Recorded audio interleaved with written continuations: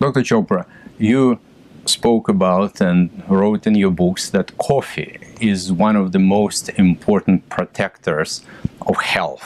Could you please expand on your idea and talk about the coffee's effect for health? Yeah, it's a great question. So, as you mentioned, I'm a liver expert, and I got very intrigued about 25 years ago when I read that coffee drinkers have lower levels of liver enzymes in the blood. So when we go see our primary care physician once a year, they do a battery of blood tests, and amongst them, they test for two liver enzymes, ALT and AST. And this was an observation that people who drank coffee had lower levels. When somebody has elevated levels, it's almost always indicative of liver disease.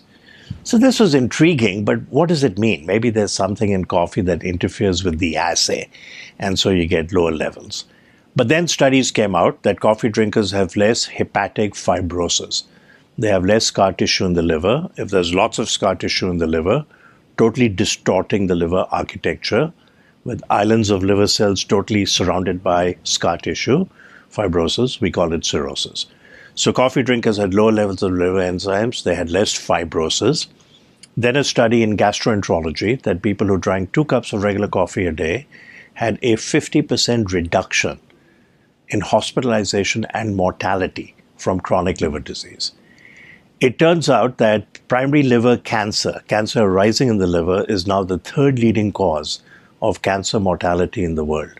And multiple studies and a meta-analysis have shown that people who drink 2 cups of regular coffee, 40% reduction in primary liver cancer mortality.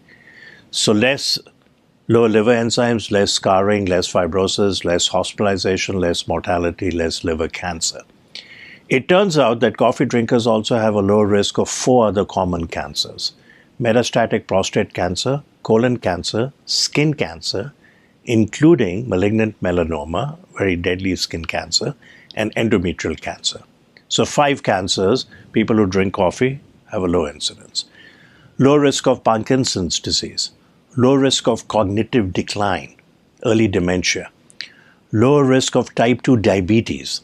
And for type 2 diabetes, one has to drink 6 cups of coffee, regular or decaf, and then there's a 40 to 54% reduction in risk of developing type 2 diabetes. If somebody already has type 2 diabetes and they drink 2 cups of coffee a day, regular or decaf, 30% reduction in cardiovascular mortality. So pretty impressive. There are mechanistic explanations. Coffee drinkers have lower levels of CRP, lower levels of TNF-alpha. Improves and reduces the inflammation. Yeah, that may be the mechanism where it decreases many conditions, the risk of developing them, or even cancer, which we now know is linked with inflammation. C-reactive protein is a very sensitive indicator of inflammation. True, so true. So a study appeared in the New England Journal of Medicine about 4 years ago. And that day, I got about 100 plus emails from colleagues around the country. Sanjeev, you've been talking about coffee all these years and its potential health benefits. You're vindicated.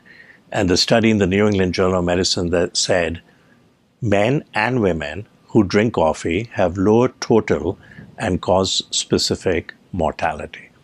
And then about 6-8 months ago, an article in one of the nutrition journals that people who drink coffee have longer telomeres.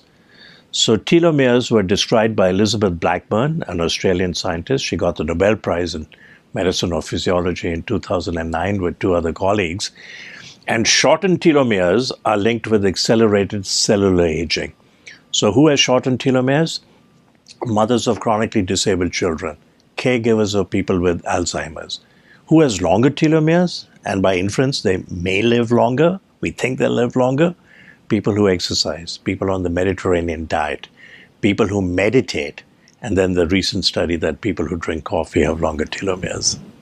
Does it matter which coffee to drink, how much coffee one should drink, and what is the frequency that the coffee should be used? So it's a great question. The studies have simply asked, do you drink coffee? Yes or no? If you drink, how many cups do you drink? And what is the size of the cup? And do you drink regular or decaf? My take on it is that if Drink regular coffee if you can. It has more benefits than decaf. And don't add cream or sugar substitutes. I like to drink it black, make it simple. Then I don't have to worry about sugar and splendor and do I put milk and is the milk cold and it's going to make my coffee cold. So I drink black coffee. If somebody wants to sweeten it, add sugar. Don't use artificial substitutes. Artificial sugars are turning out to produce worse glucose intolerance because it actually changes the microbiome in the GI tract. This is one of the hottest topics in medicine. Microbiome, it's been called the second human genome, the inner bacterial rainforest. There are trillions of bacteria in our GI tract. In aggregate, they weigh 3 pounds. It's a newly discovered organ. So if you want to have a Coca-Cola, have a Coca-Cola. Maybe have 1/3, savor it, enjoy it, rather than have a Diet Coke, which has only 1 calorie, but actually has many injurious health effects.